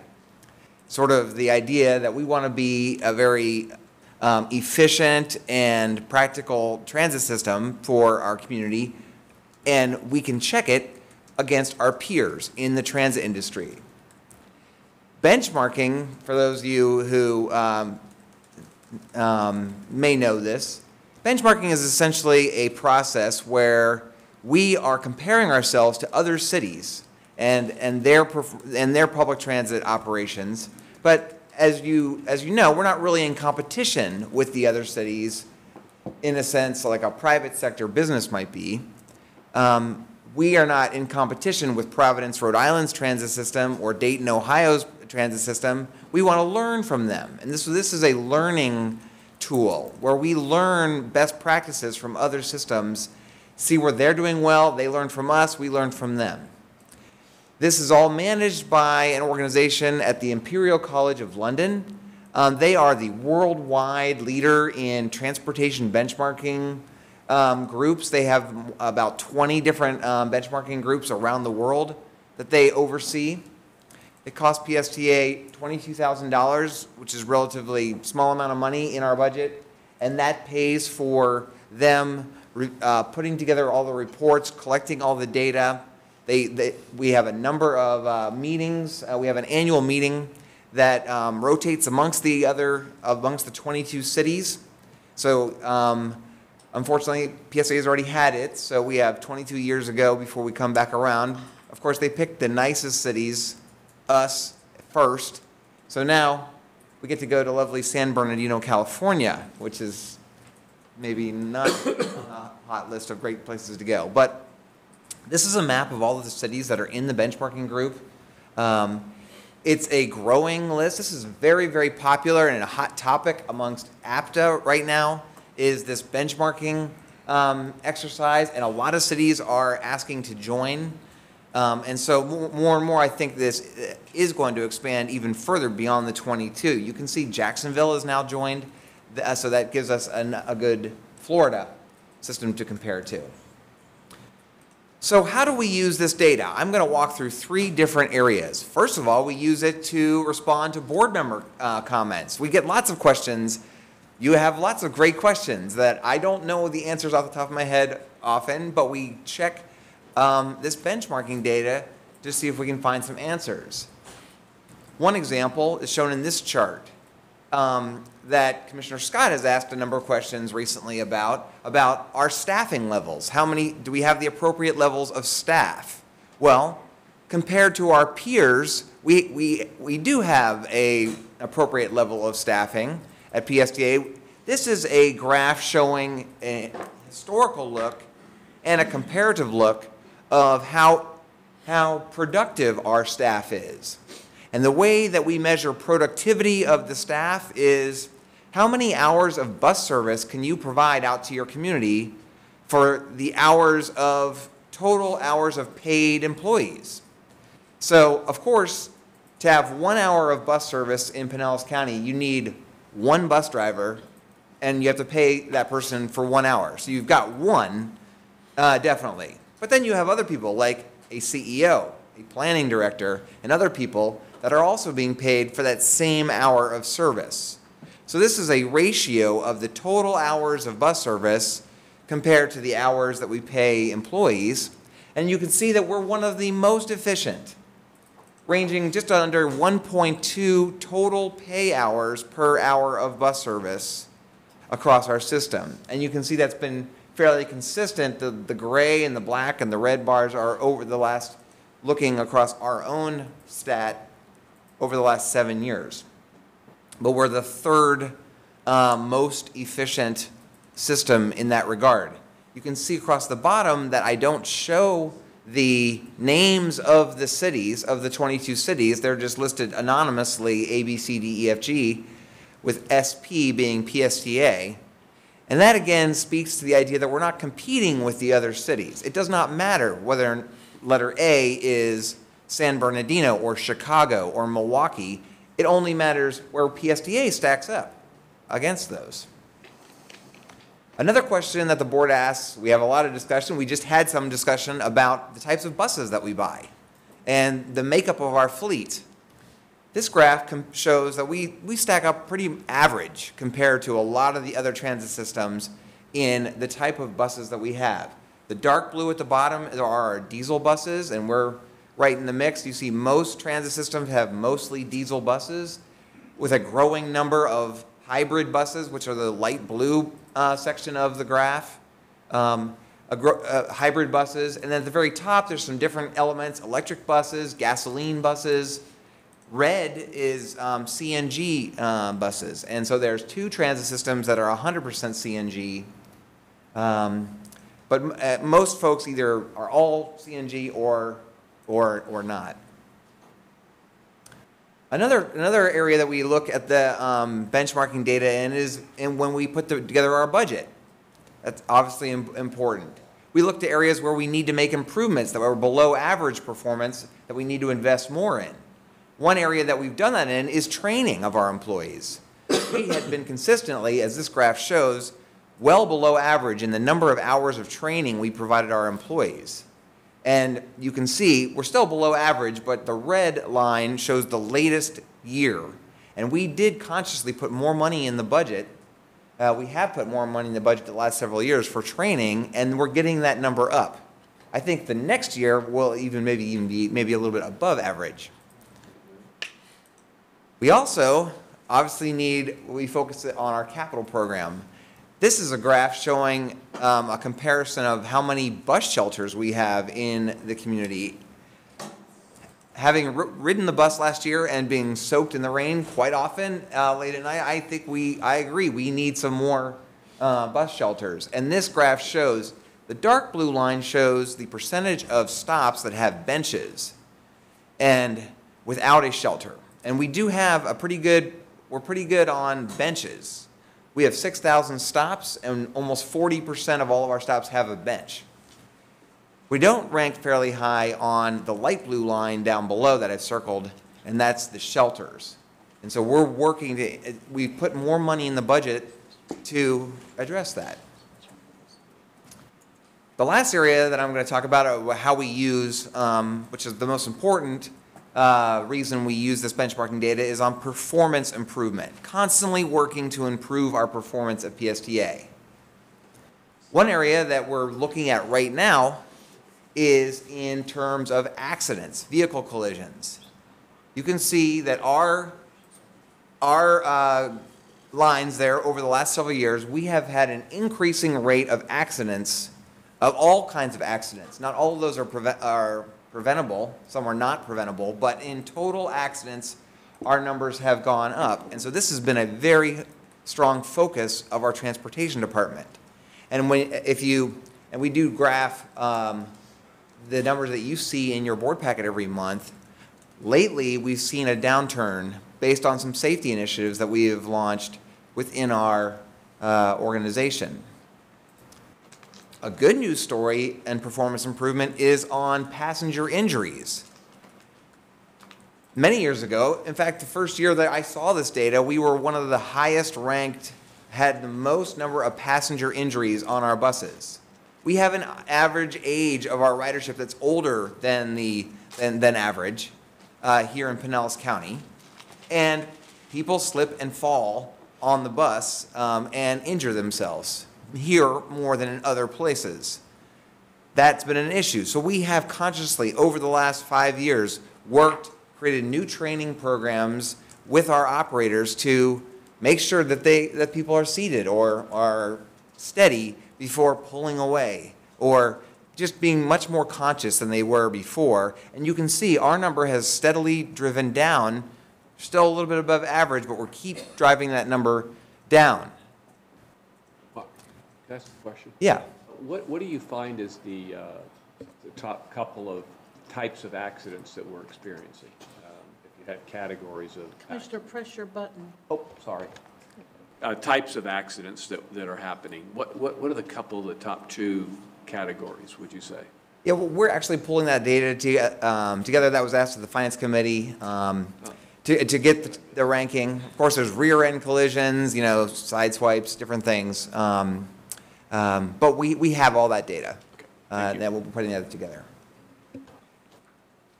Last issue is, of course, how do we stack up in terms of our investment or our finances? And this is a question that the board is often talks about, or like the young woman came and talked about how we can provide more service to our community.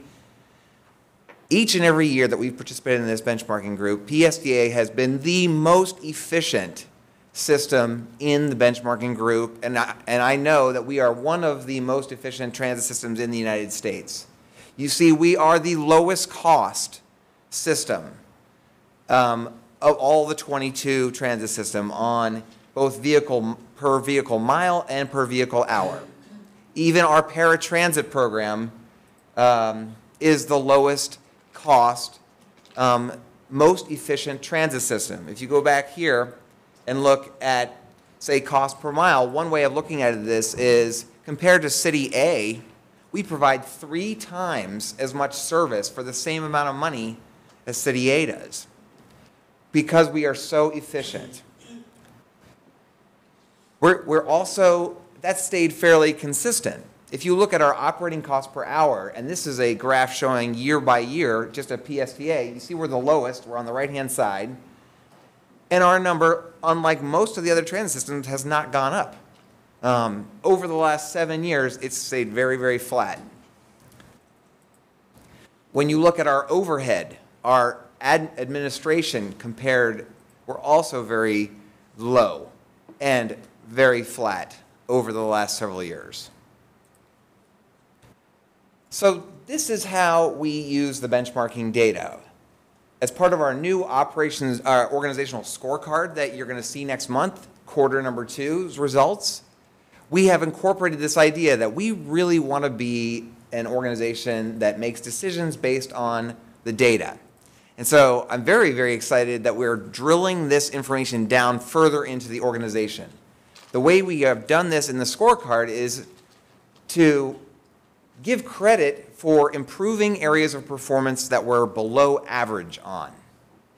Let's not keep working necessarily on the things that we're awesome at. We are awesome at many, many things, but let's focus our attention on where we can make improvements. So in our scorecard that you'll see every quarter is a commitment to performance, and that is tracked using this benchmarking data. The areas on this chart, this is sort of a summary of all the different areas that the benchmarking, many of the areas that the benchmarking looks at. Below the line, we are below average on those things. Below the yellow line, we're above average. Above the yellow line, we're below average.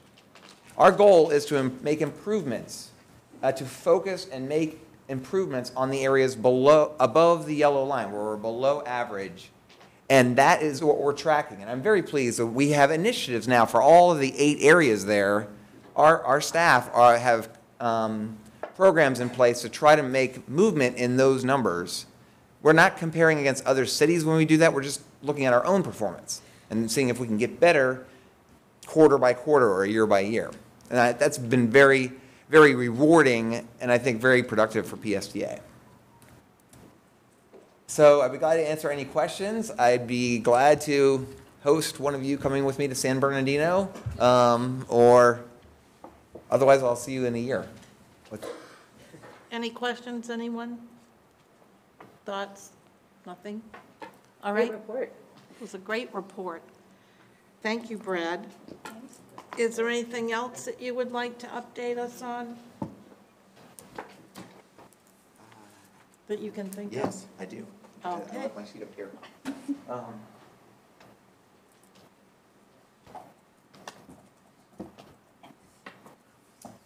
Well, first, I would like to highlight a bit of hardware that we've received, our Distinguished Budget Award presentation from Government Finances Officer of America. Oh, my goodness. Our GFOA award, and that is for the large document that is at your places, our CAFR budget that is there. Congratulations to Mike Hansen and Debbie Leas and the finance team for yet again doing a good job getting the GFOA award.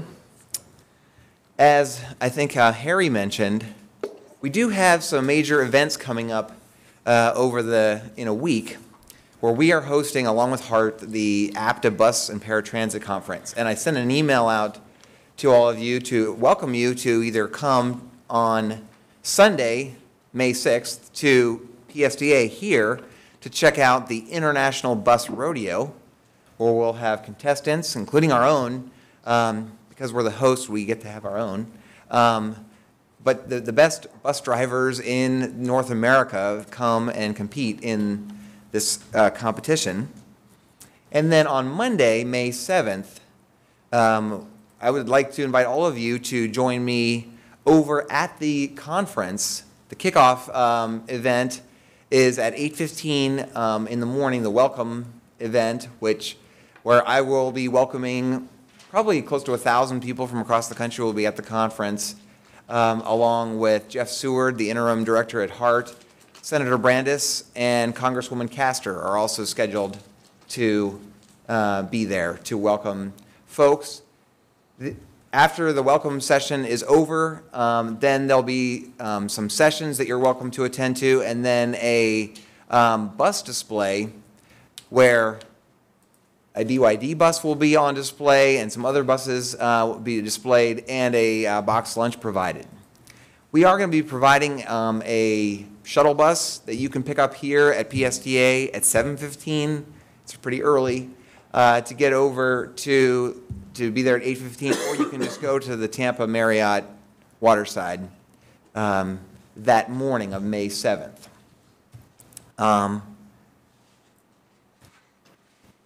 Next Wednesday, May 2nd, we'd also like to invite you. You're invited to come here to PSTA on a pretty neat little program that we're going to be displaying.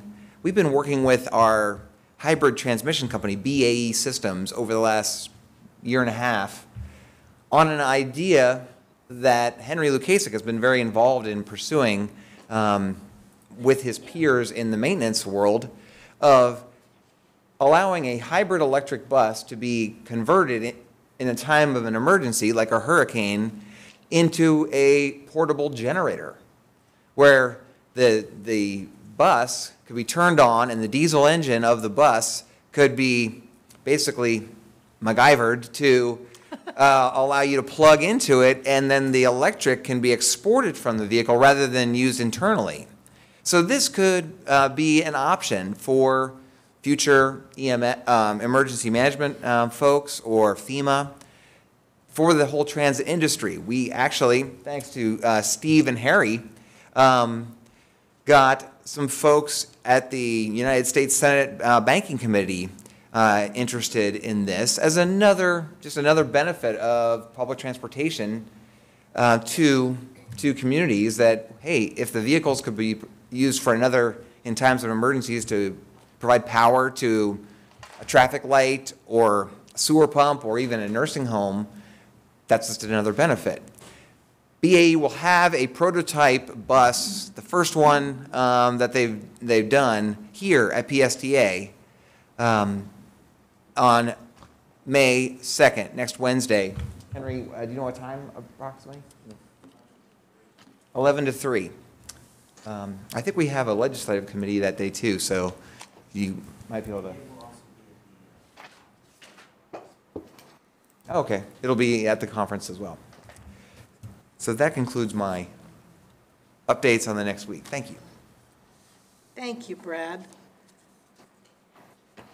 The bus that's going over to Tampa for the conference, it's leaving here at 7:15? Yes. And what time is it coming back? We're still trying to work out the final details. The idea would be that we would, allow you to see some of the buses, get the boxed lunch that'll be handed out at the bus display, and then leave probably no later than like 11:30 Oh, okay. to come back. Good to know. Do you want us to let you know if we're going over there? Yes. I've heard from a number of you already. Thank you for responding. And yeah, if you could just let me know. A number of staff are going to be taking the bus too. Okay. And do we have, so other than that, are there any other future meeting subjects that you have not talked about? I don't think so. I think I'm. Okay. Just want to make sure. Any other business that anyone else has that they'd like to chat about? Commissioner Eggers and then Commissioner Barkley are in the queue. Yeah, thank wait. you. Press it again. Okay, there you go. Thank you. Yeah, just really appreciated the benchmark presentation, but I think that's really good stuff. And then when I was looking at the performance updates, of course, the first thing we see always is ridership continues to go down and down and down. So if we could maybe just maybe get some kind of historic trend shown on here so we can kind of see how it is over the last, say, 5-6 years. And then I don't know if we can also do a benchmark on just that ridership number. I mean, maybe there's something we can pull out of our benchmarking group. I think it's important to understand how we're doing and why we're doing and all of that. I know we had that conversation at the last meeting and to try to address some of those reasons why. But I think the perspective is good, and then how we compare to others would be a good thing as well. So, Commissioner, the chair was talking about the MPO meeting. There's also a US 19 workshop on May 29th, really North County up at Palm Harbor High School to talk about the expanding as it relates to the MPO update. That was just adding that. And I was going to talk a little bit about the gap issue that one of our guest speakers brought up, so I won't get into that. And the last comment I had was I continue to be just a little bit concerned about, again, I know there's perspective. We're trying to maximize our ridership on that 300X. It serves a purpose, and whatever that purpose is and why it's down or up, we have all those kind of, I guess, discussions and analysis going on. Now we're talking about a special service to the airport, and we're going to commingle them. And I just want to be good at something. And, if we're going to have this service to Tampa, then let's be good at it. And if we're going to have a special service to the airport, then let's be good at that. And we're going to start commingling all this stuff, and I think we're not going to get anything that we're good at. And I think those are the kinds of things that our residents are starting to look for. These are premium services that people, in theory, if there's a demand, will be willing to pay for it. So, again, I don't know if I've got luggage and I'm going to an airport and I've got my family, what kind of bus am I getting on and how convenient and inconvenient is it going to be? So I just think we need to really take good hard looks at that. Those are my only comments I have. Thank you, Madam Chair. Thank you. Commissioner Barkley? Yes, thank you, Brad, for a very comprehensive report, and I concur that being a member of the benchmarking group is an outstanding thing. And I would just like to make sure that Harry and Steve let the Congress know what's going on with some of the neat, innovative things that we're doing, especially the use of a bus as a potential source of electricity during an emergency situation. Let them know what's going on, what kind of innovations are coming out of the our whole PSTA program. I think that's really important to help us continue to receive funding. Thank you. Thank you. Anyone? Commissioner Johnson? Yes. Commissioner Eggers, Yes, ma'am. I just wanted to let you know that we have a champion program. We are, in the state of Florida and several other states, the champion transportation disadvantaged program. So we do have a champion. Good. We are. Thank you for that Thank you. information. I've always known that you guys do good work, so. Not good, great. Great. We are great. Good to great, you did And great. we're moving up all the time. Thank you. Thanks. Commissioner Scott? Thank you, Madam Chair. And not to beat the 300X thing to death here, and when it was presented to us, I don't know, a couple months ago, you know, I voted for it because I thought it's kind of a unique way of getting some service to the airport, but the more I hear about it, the more I think about it, the more I question how relevant it is, because we started with one thing, now we've pared it down to this, so we don't lose ridership, the ridership that we have.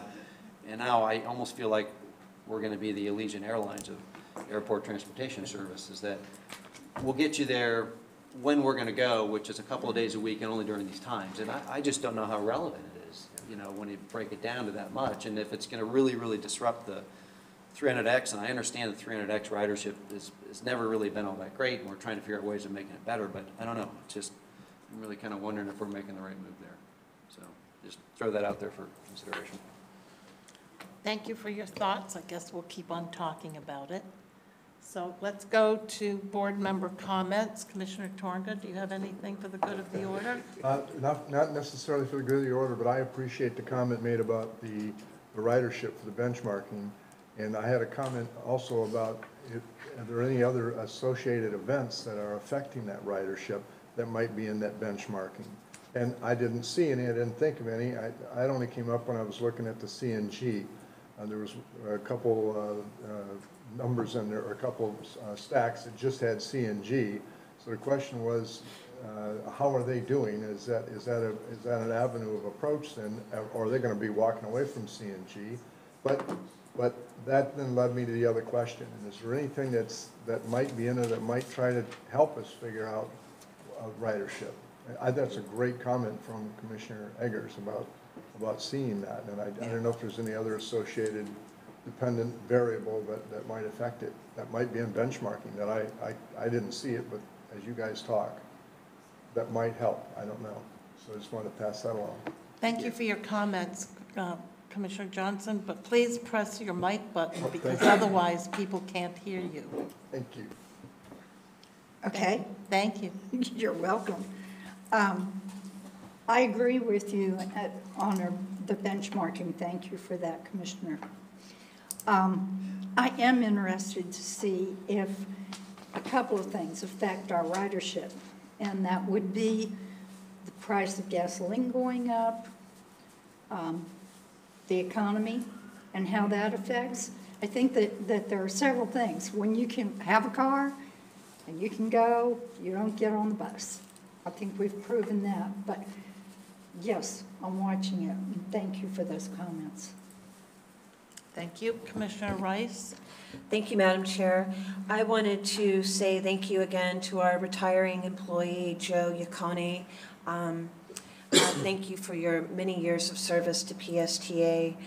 I also want to say that I thought this was one of our more interesting and exciting legislative updates, and there's going to be a lot of things that are very important for us to keep our eye on the ball and track, including the developments with the bed tax expansion and what will happen in the future with this $50 million funds that would be available in 2021 that could help support TBARDA's work. So it's very exciting and really glad to see us moving forward on our electric bus program. And thank you very much. Excellent. Thank you. Commissioner Barclay? I concur, thank you, Madam Chair. I concur with others who are applauding our move into the electric bus arena. I'm very excited to be able to see the buses that we're going to be receiving soon, and I'm very excited we have more on order as soon as we get this grant. And want to also say thank you to Debbie and Mike, and congratulations again for an outstanding CAFR report as an extremely important accomplishment, and it really puts us on the map as a public service entity. Thank you very much. You're welcome. Commissioner Scott, do you have anything for the good of the order? Nothing here, Madam Chair. Thank you. Thank you. Commissioner Eggers? No, nothing Anything? else. Thank you. Commissioner Wheeler-Brown? Press your mic, please. No, Madam Chair, I just wanted to say great meeting. Oh, thank you. Commissioner Schulman? Thank you, Madam Chair. I wanted to thank the TRAC Committee for their creation of the Gold Star Transit Award, which they presented a little bit about today. I had the opportunity to present about PSTA to the St. Pete Women's Chamber and mention the creation of the Gold Star Transit Award, and had two business owners approach me after the meeting asking how they could improve accessibility and access to PSTA stops around their businesses. So just the creation of that spurred the conversation of, I didn't realize we could do that. And so I'm looking Excellent. forward to that being rolled out and getting more businesses on board. Thank you for being such a good spokesperson. Commissioner Bennett? I just wanted to say a couple things. First of all, when Mr. Love was here talking about his problem with the elderly, handicapped, disadvantaged, we took their route away from them, and for some reason, we can't spend a couple $1,000s to build a shelter. I think we should take another look at that. Thank you for your comments. Brad, you'll work on that with the staff. Thank you. Well, thank you, everybody. If there's nothing else, then, for the good of the order, we are adjourned. Thank you. As always. The signatures. I was just going to ask you. Before she left. Oh, she had another meeting she had to go to. Do you want me to forward it? I can do that. Signature. I know you were a hockey fan. Oh, yeah, Susan took all the Flyers. Flyers are history. Yeah, the Flyers are right. Not the Bolts. Yeah. I grew up a Ranger fan. But don't make it sound like it's PSTA's. I mean, it's our problem now, but we didn't cause it.